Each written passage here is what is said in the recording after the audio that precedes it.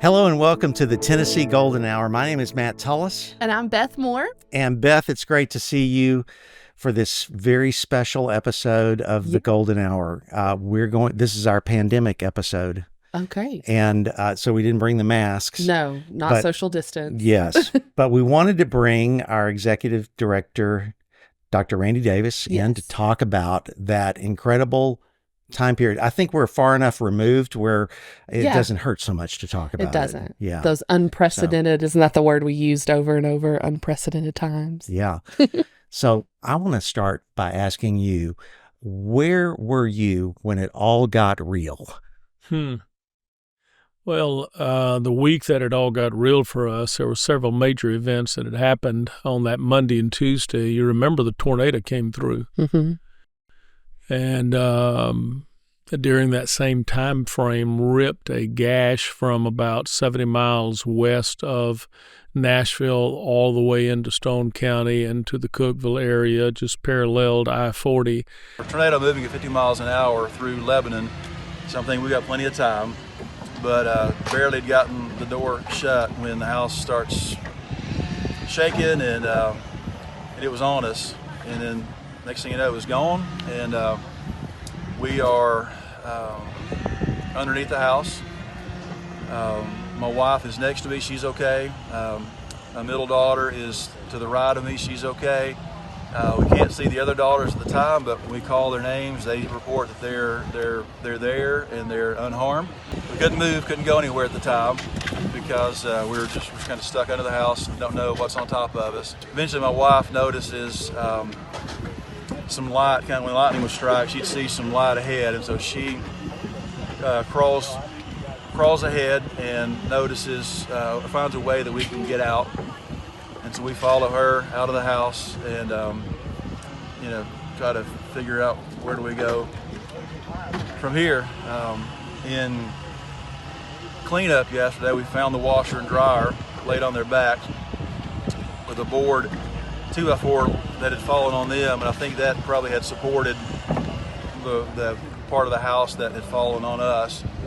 And we're just fortunate to have had room to have crawled out and only experienced some minor scrapes and nail pokes along the way.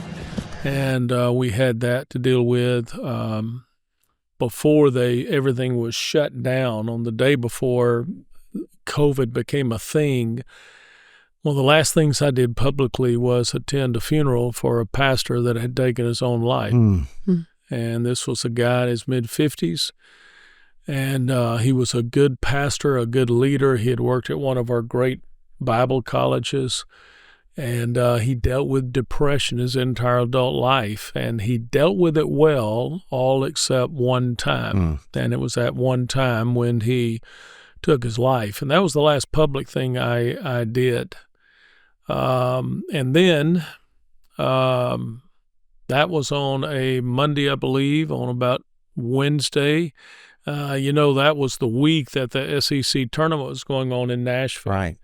That was also the week that on Friday and Saturday we would have our youth evangelism conference with between 6,000 and 7,000 students from all over the state coming to Nashville. And it was on a Wednesday, I believe, that they canceled the SEC basketball tournament.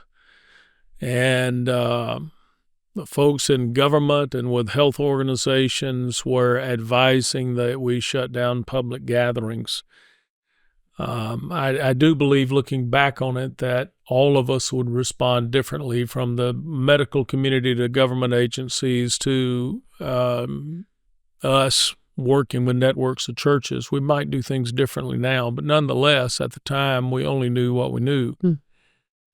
And I remember 2 long phone calls with our executive leadership team here on that Monday night, and it was about Wednesday night. It was about 10 o'clock, between 10 and 11, that we made the decision to cancel Youth Evangelism Conference. That was a half a century that we had Youth Evangelism Conference here in Middle Tennessee. So that was a tough call. Right. Lifeway, who did the sound and lighting for that event, had their trucks at the Coliseum downtown, and they were going to be beginning to unload the trucks and load into the facility the next morning. And it was just very difficult. Jay Barbier, our youth specialist, was on the phone with us that night, and that was a very difficult decision, but it started a series of difficult decisions that sometimes leaders have to make hard decisions. But we don't do it in a vacuum. We had a lot of good wisdom. We had a lot of good people giving us advice, and it was, for that moment, the right decision to make. But yeah, I remember those days almost hour by hour, minute by minute, that our worlds changed. What are some of the things that you learned looking back now on that time that you... What I learned was you still have a mission. For us at the Tennessee Baptist Mission Board, our mission is serving churches. I also learned during that time, not only do you anchor onto the mission and focus on the mission, because as Jeff Ward says, the mission matters most, but sometimes you have to scrap all of the plans you have, all of the organizational structure you have, and you have to restructure in order to carry on the mission. Our team travels in the state of Tennessee about 750,000 miles a year doing their work. Well, we had to get off the road to do our work. Right. So we were all introduced to Zoom. We were all introduced to doing things different ways. We created teams immediately. One team we call the Joseph team. And the reason we called it the Joseph team was because we had put together a plan, because we didn't know if we was going to have skinny cows or fat cows. Yeah. We had no idea how this was going to impact the giving. And so we created, within just a few days, 3 different budgets: a budget that saw us go down 10 or 20%, a budget that saw us go down 30 or 40%, and a budget that saw us receiving half of our normal receipts to carry on our ministry and missions. And we created an innovative team, the creative team, that would say, okay, this is how we can minister best in these days. And we made dozens and dozens of calls or received calls about how can we broadcast our services? How can we stream our services? What equipment do I need? And we were doing a lot of advising about that. One church met on that Wednesday night when things shut down, had a business meeting, small church in the Cookville area, and they said, we think we need to create a website. They didn't even have a website, and they called the office, and Chris Turner and others helped them get their website going, and then somebody else advised them how to do Facebook streaming. And so everybody, not only with the TBMB, but all of our pastors were being very creative about how they would do ministry. Speaking of Joseph, I think about the postmortem that they did with his brothers, and he said, what you meant for harm, God used for good. What are some other good things that came out of this very difficult and dark time? Oh, boy, it was a dark time. We did lose about 70 pastors, their wives, or associate pastors, their wives, family members, to COVID or complications caused by COVID. How many? 70. Wow. And that was that was in the first 9 to 10 months. We stopped counting after the first 12 months. But those are actual names that we had of people that died during this COVID pandemic. That was the darkest of the dark of it. We don't need to forget the images of hospitals overflowing and transfer trailer rigs being made into morgues. We don't need to forget the very real casualties of this pandemic. I lost good friends, and we lost family members to this pandemic are complications caused by COVID. But I tell you, one of the things that came out of it was the generosity of believers. I mentioned the Joseph plan and the anticipation because churches were not meeting for anywhere from 2 weeks to 12 weeks. Some churches were months that they did not meet. We expected that support for golden offering, support for cooperative program would be drastically reduced, and we were prepared for it to adjust. But that never happened. A matter of fact, there was an increase in cooperative program giving. I remember our staff made thousands of calls within a very short amount of time. I mean, I don't remember exactly what it was, but it was either 10,000 or 20,000 calls within the first 30 days of COVID, just calling our pastors, calling our ministry leaders, saying, hey, how can we help you? What do you need? What can I pray with you about? And I remember talking to pastors 4 or 5 months after the COVID pandemic started and churches were shutting down, and pastors were really discouraged about their attendance, and they said things like, Pastor Randy, how do we get our people back? And we would talk about that a minute, and then I would say, by the way, how are your offerings doing? And there'd be a pause, and they would say, you know what? Our offerings have not gone down any. And one particular pastor I talked to at Antioch Baptist Church outside of Jackson, that pastor said when the church shut down and they decided they could not meet for several weeks, 3 men in his church called him and said, Pastor, a group of us are tripling our tithe until we're over this. Our church will not be hurt economically because of this pandemic. It's like believers rose up and poked their fingers in the devil's eye and said, we are not about to back up because of this illness. So we talked about some things that we learned from COVID, but what do you think is helping us to prepare for what might come next as far as a crisis? That's a great question. And you know, you go back and we read some articles in the Baptist Reflector of the Spanish flu from 100 years prior. And in 1919, 1920, and it was amazing. You saw there were artists rendering in the Baptist and Reflector of people at their church social distancing, wearing masks, and complaining about missing singing the hymns. So yes, this will happen again. But if it is not a pandemic, it will be something that will be a crisis. It will be a Hurricane Katrina. It will be some kind of war that affects our electronics. I think what we have learned is that we can be nimble and we respond quickly. And yes, I believe we will be better prepared. And I was frankly surprised about how prepared we were.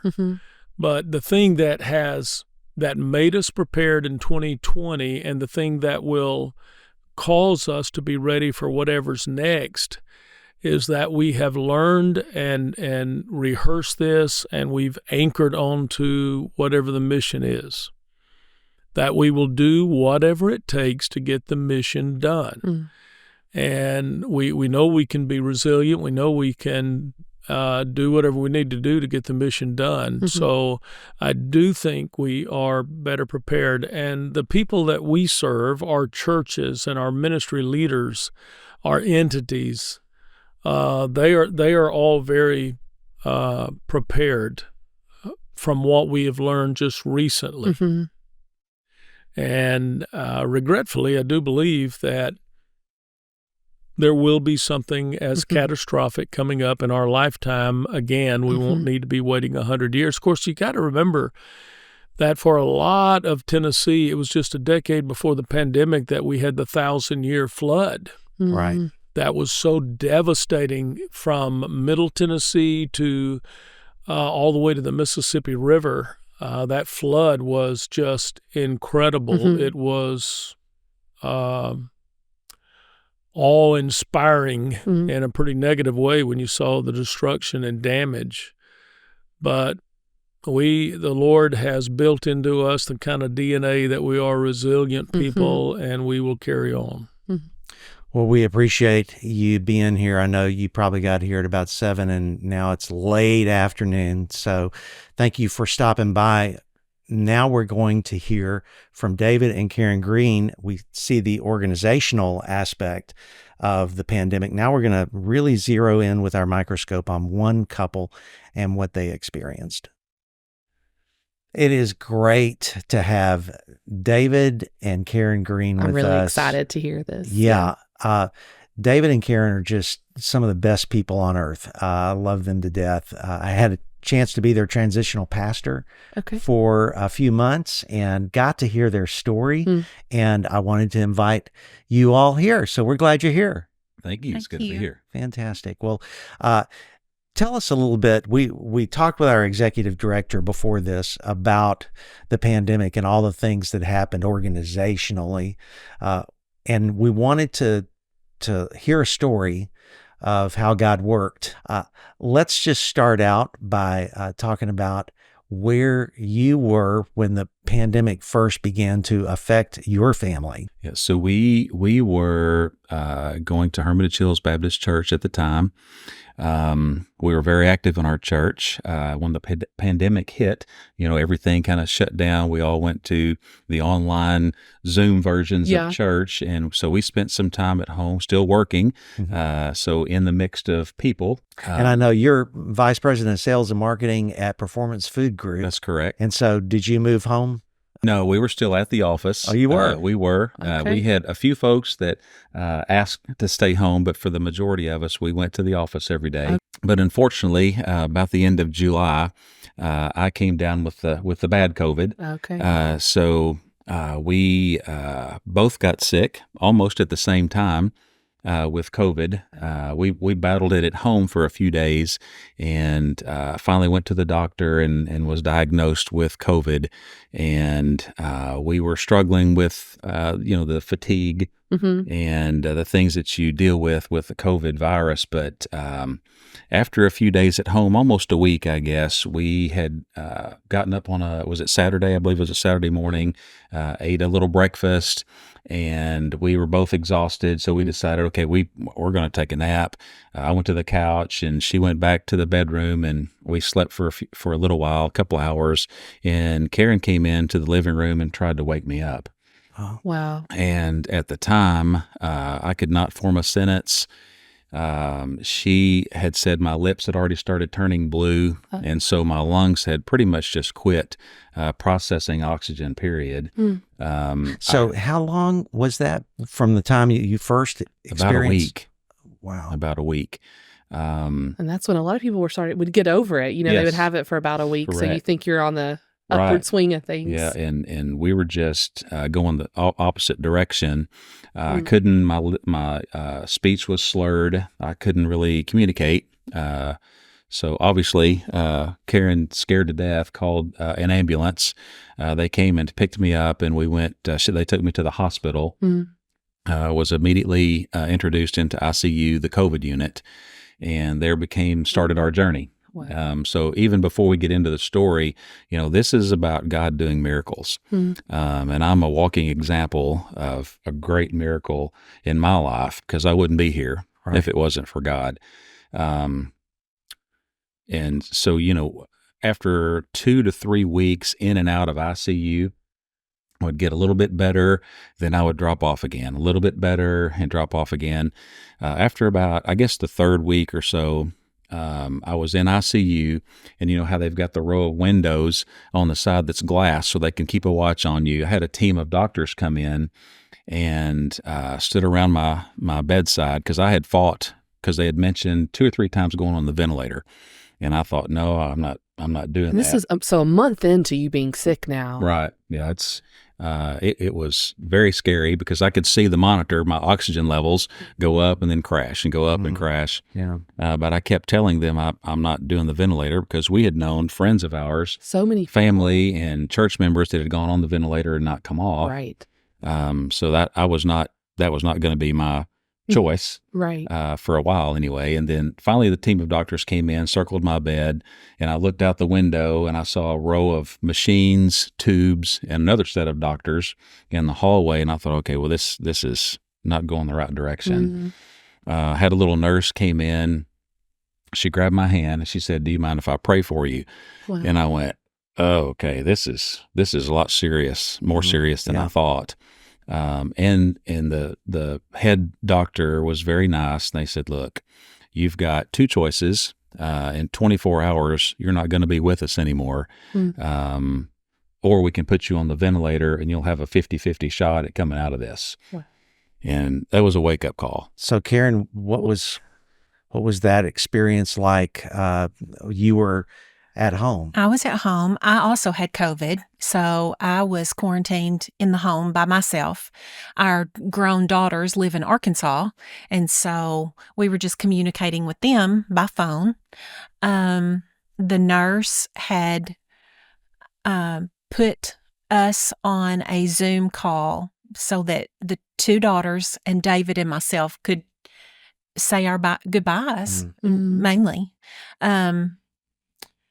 We didn't know what the future held. We didn't know what the future was going to look like. Had you seen him since that day that he was in the ambulance? No, because he was in COVID ICU. And you were still... And so I was sick as well at home, but no one could go into the COVID section. So it's been a month since you've seen him. It had been a month since I'd seen him, and didn't really get to talk to him on the phone a whole lot. You know, he didn't feel like talking, and so it was real short. And then him fixing to go on the ventilator, I didn't know how many days that it would be, and knew that I wouldn't be able to even speak to him at this point. So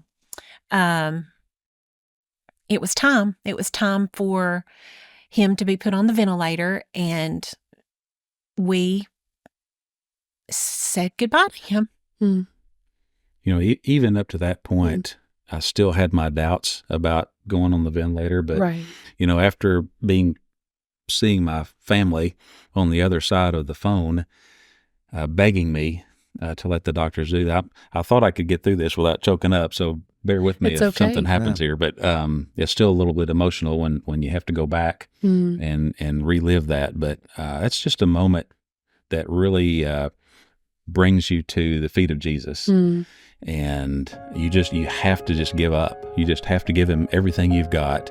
And, you know, Brother Matt, we've spoken before about what that does to your life.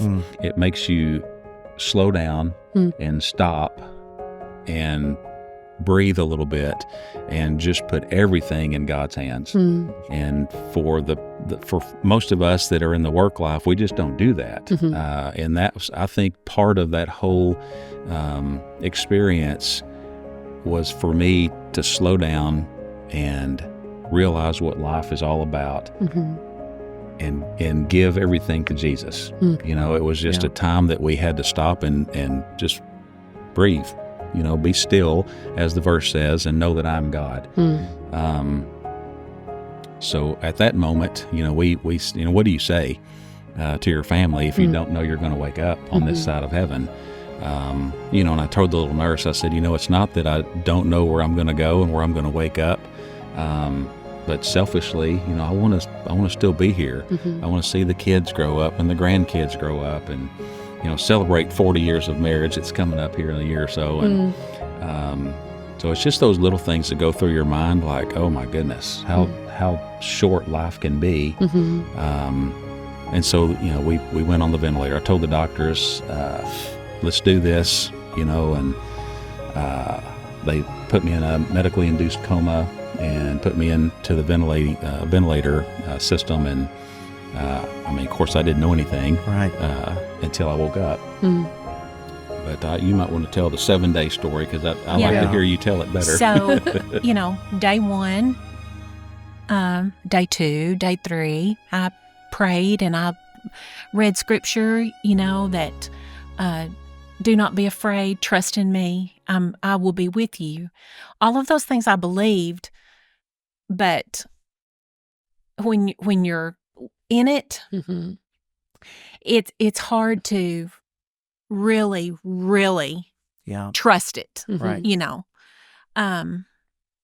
It's probably some really gritty prayers at that time. Yes. Well, day 4 came by and day 5 went by, and I just got to where I really didn't have many words left. The Spirit had to intercede for me. Right.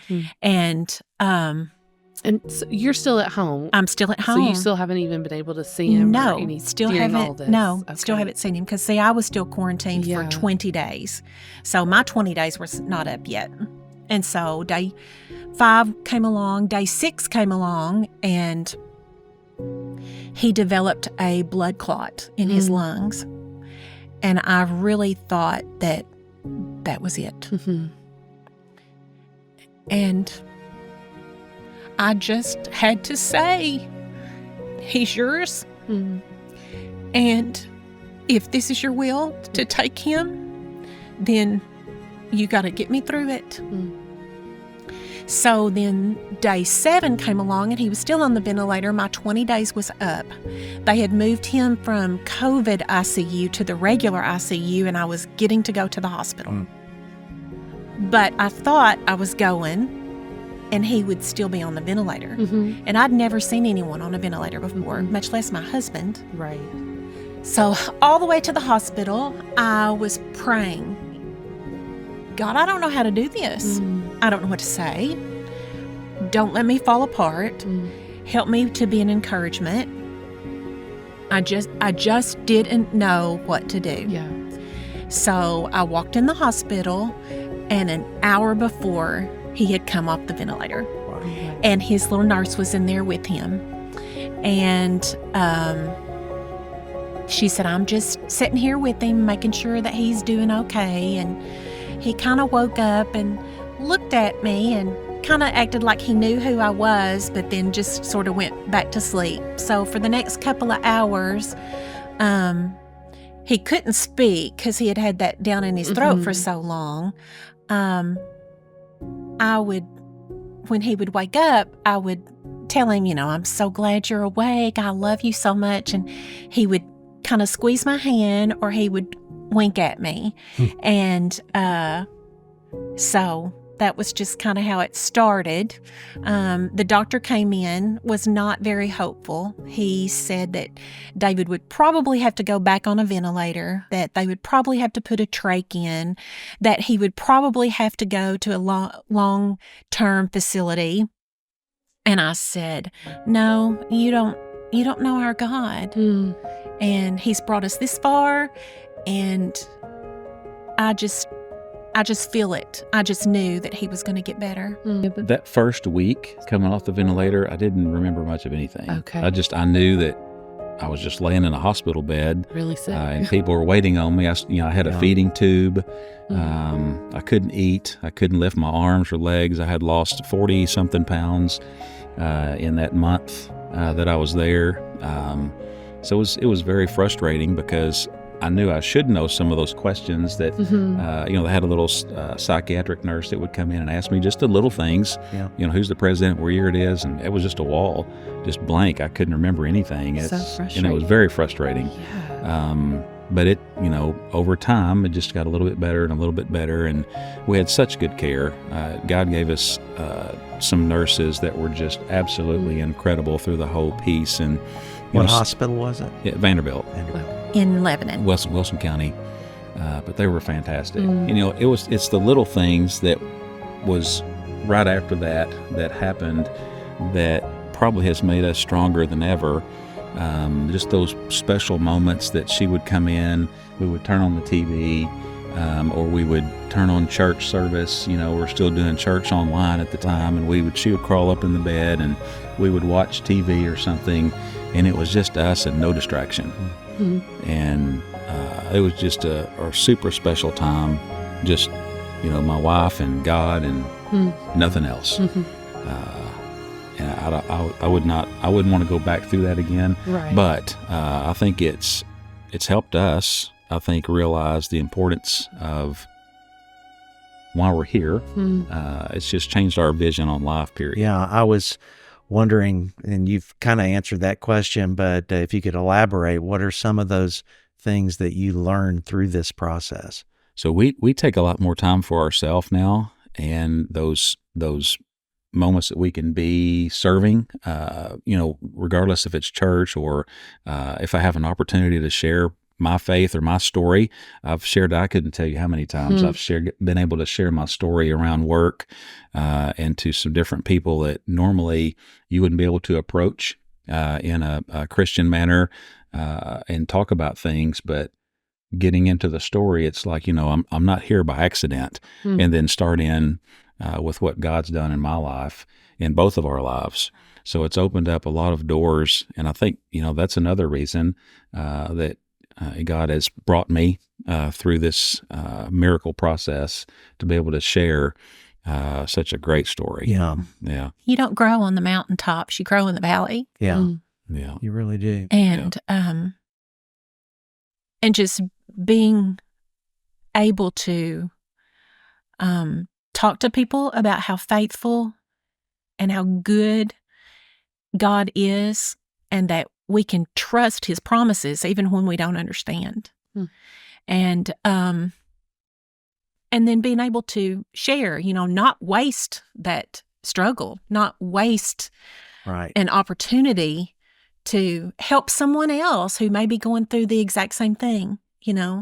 If you've lost a loved one, God loves you, and His promises are true. Mm-hmm. And our feelings are not always true, right? But His promises are always true. And just everything. I mean, our story, it was hard to go through it, but people go through hard things every day, losing loved ones and a child that's far away from the Lord, or just so many things. But it's the same God who gets you through all of our struggles and all of our trials and all of our fears. He can be trusted, and He will never leave us. Yeah. One of the things that I realize now, I might have been the one in the hospital battling, but Karen was the one at home not knowing what was coming next. She didn't know if she was going to be a single wife or single lady. Single wife. Single lady, the rest of her life. She didn't know if I was coming home, what were the next steps if I didn't come home, the house and moving, and what happens after that. And I'm, after I've had time to think and just listen to her go through that process at home, just sitting there at the house wondering the what ifs, if it was time for God to call me home, what's she going to do next? Right. And so she's sitting there battling that at home, but we've made it through. So finish a little bit of the story. So he's in the hospital, not really remembering a lot. Then kind of what happened? Well, so he's still in ICU for a few days. So I go in at 9 a.m. and 6 till 6 at night. Okay. And I'm there every day at 9 o'clock. And then 6 o'clock, they make me leave. Well, he would be tired, and so he'd take a little nap, and he would wake up about 8:45, 3 hours later, and think, oh, good, she's going to be here in 15 minutes. Well, it was 9 o'clock at night, and he was like, where is she? Why is she not coming? But the next morning, I would be there. So as he got better, I had to feed him for a while. He could feed himself if it were bread or something that he could hang on to, but he couldn't use a fork. It would fall off, before he would get it to his mouth. And so he'd had to relearn that, had to relearn to walk. Wow. You just don't realize how quickly you lose everything. And so then he finally got to go to a step-down room, and that's when we really got to enjoy each other. The girls had sent little notes from the kids, and I'd put up a big bulletin board that had lots and lots of pictures of all of our family, the girls and the grandkids and their pictures, and we just got to enjoy each other and the things of the world were outside. They weren't in there with us. We were able to slow down and to realize that God had given us another chance to take the trip, to eat the cake, so to speak. Yeah, and, definitely. Just enjoy what time we have left together. So after another couple of weeks in a step-down room, then he went to rehab. Kind of had the same visiting schedule there, 9 to 6, but he had a lot of PT and OT and speech and lots of work to do. They worked him hard, but it was good. So then he left rehab, and I finally got to bring day 42. I finally got to bring him home. Wow. And he did come home with a walker and oxygen for a little while, and it still took a while for him to get his strength back, his appetite back. We would walk to the mailbox and back, and then we would walk up the street a little way and back. Then we'd walk a little further, the next day, and it was just a process. He didn't go back to work. Late October? It was July when he got sick. So late October, he was going back to work, working 2 or 3 hours a day. And then he would, the next week, try 3 or 4 hours. And then the next week, and it was probably Christmas when he was fully back to work, full time, and back doing what he did before he got sick. So it's been a journey. That's amazing. Yeah. And it really sounds like your company really did a great job of sticking with you and being faithful to you. They did. Our company is just phenomenal. It's a great family company. They would call and check on Karen to get updates and just see if she needed anything all through this. I had guys from his work calling and texting saying, hey, do we need to come mow your yard? Hey, what do we need to do? Yeah. But now we do have the best neighbors. He mowed our yard every week without question, without, he just did it. We didn't even ask him, can you do this for us? He came and mowed the yard every week. Weed eated. His wife would run to the grocery store for me and leave it on the back porch, and she'd run get medicine for me. And we had one of the most special, I wished I could have visioned it, but we had one of the most special things happen the day I went on the ventilator. Karen had gotten a group of people from the church. There were about 27 people in our backyard. Surrounded the house and in the backyard and just prayed. Wow. And I mean, just a visual of that just puts chills all over me. It's just, people prayed and never ceased to pray from all over the country. Once that got out on the social media, friends of friends, people were praying that we didn't even know who they were, but literally thousands of people. Our church and both of our daughters go to different churches, their churches, and his dad's church, and friends that have moved to a different city, and they now have a church and who loved us, and they would pray, and we just literally had thousands of people praying for us, praying for David. And this might be kind of a strange question, but if you had a chance, Karen, to talk to 2019 Karen, what would you say to her? Gosh, I wish I could go back and mother my littles with the knowledge that I have now. Yeah. But so much time was wasted in things that just really doesn't matter. And specifically, I can't really name those things. Sure. But we all have them. Those do time all drains. have them, yes. But just, I want to grow old with him. And I still wanted him to be a dad to our girls and a silly grandpa, and watch our grandkids grow, and just that family and being with people is so much more important to me now. All about relationships. It's all about relationships with my Heavenly Father and with the people that He has placed in my life on this journey, that however long it may be. Right. So I'm so thankful that we get to continue for however long it is. It's like you're on bonus time now. Yeah, You're playing with house money. Yeah. In a Baptist kind of way. Yeah. Baptist did that. Yeah. Anything to add to that? I mean, what would you say to old David before this? So, I'll use the old adage and, wake up and smell the coffee. Yeah. Because you don't have forever on this earth. And take advantage of the little things that God gives you along the way that we take for granted.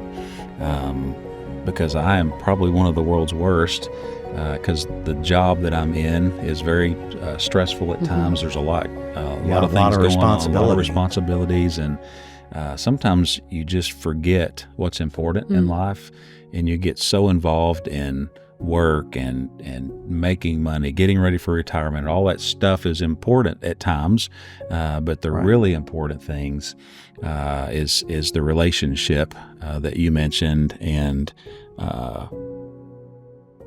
what God really wants in our life, and it's joy, and that doesn't come from the stuff that we do. It's from personal relationships with Jesus, of course, but your family that He gives you to be with for the rest of your life, and your children that you have the responsibility to raise, and then they give you grandchildren. That's awesome. So it's super important. If anything that I've learned over the last few years, that you just have to take advantage of the small things. And, I know we've said this 3 or 4 times in this process, but, just stop and realize that there's a lot of important things, more important things than what the world gives you. Well, thank you all so much for coming over here. Ever since, I don't know, the first time I met you and I heard your story, I just wanted to get this recorded because it's one of my favorite stories. I mean, you show me 5 or 6 Hallmark movies, and none of them would match the great story of David and Karen Greene. Thank you so much. Well, it's God and His faithfulness, and He's just so good. He's so good, and even if He chose to call David home, He would still be good. Amen. That's right. That's right.